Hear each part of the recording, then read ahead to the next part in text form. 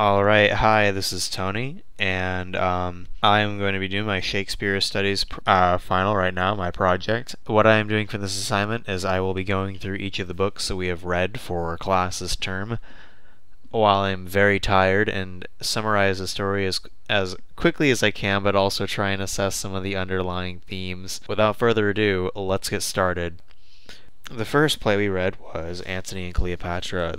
Antony and Cleopatra is a story about sexuality, and it's, spoiler alert, a tragedy, which means that pretty much everybody dies in the end. So basically you have this guy named Antony. Antony goes to Egypt, and it's there that he meets Cleopatra, who is sort of like all of a summary of Egypt, just the same way that Antony is a summary of like Roman values.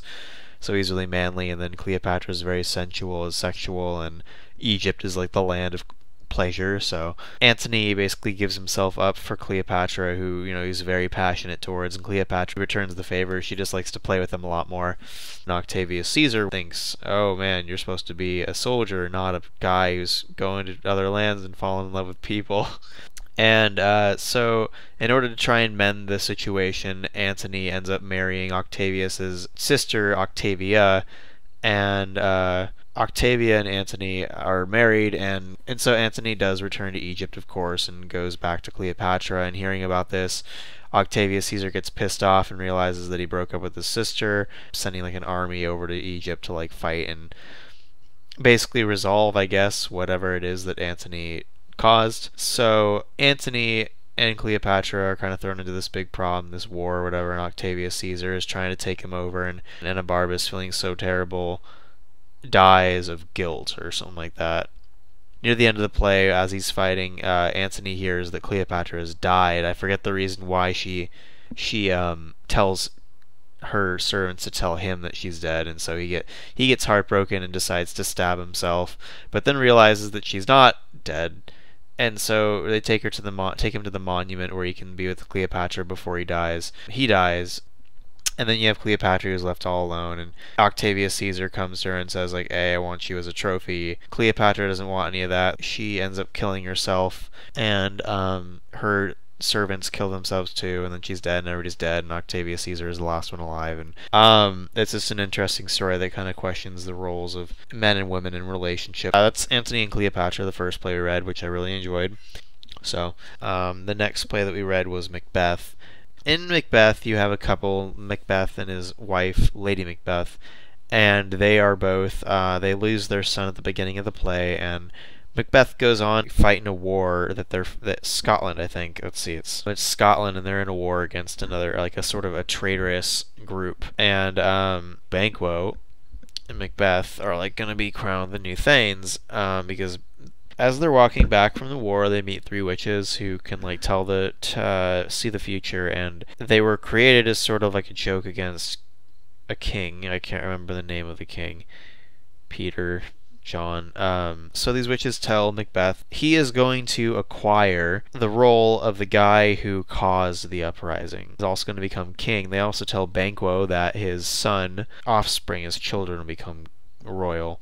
Macbeth doesn't believe it, of course, but then when they get back, he gets promoted the new Thane, and he realizes that these witches were somewhat true in their predictions, so he thinks about the fact that he's going to be king, but brings in a really existential sort of morality thing, where he doesn't know whether or not he should kill Duncan the king, or if he should just let him die. And so Macbeth and his wife, Lady Macbeth, like move into a new house. Macbeth and Lady Macbeth invite the king, or the king gets invited to stay at their castle for a few days. So she coerces him into going into King Duncan's chamber at night and killing him, and he actually feels really bad for it. And Macbeth gets crowned as king. Meanwhile, of course, Banquo, Macbeth's best friend, begins to become kind of suspicious about the fact that the witch's prophecy came true so quickly, and of course with him getting suspicious, Macbeth says, I gotta go kill that guy, so he sends some murderers to go out and kill him, and his son too. While Macduff's away, of course, Macbeth has to send people to kill his wife and son, and his son's actually pretty cool, because his son like has a go back and forth between his mother, where his mom says, hey, your father's dead, and his son is so damn smart that he says, no, he's not. And Lady Macduff is so surprised at his like sharpness. And she says, what do you mean? And he's like, well, if he was dead, you'd be crying, bitch. And she's not crying. So he's pretty cool. I like him. He's my favorite Shakespeare character so far. Anyway, and so Macduff and his buddy from the other kingdom build an army to go attack Macbeth's castle. Meanwhile, Macbeth has become sort of dependent on these witches for information about his future, and so he goes back to them and they tell him of like the future, and they say first that he needs to fear Macduff, two, that he will be killed by somebody who's not women born.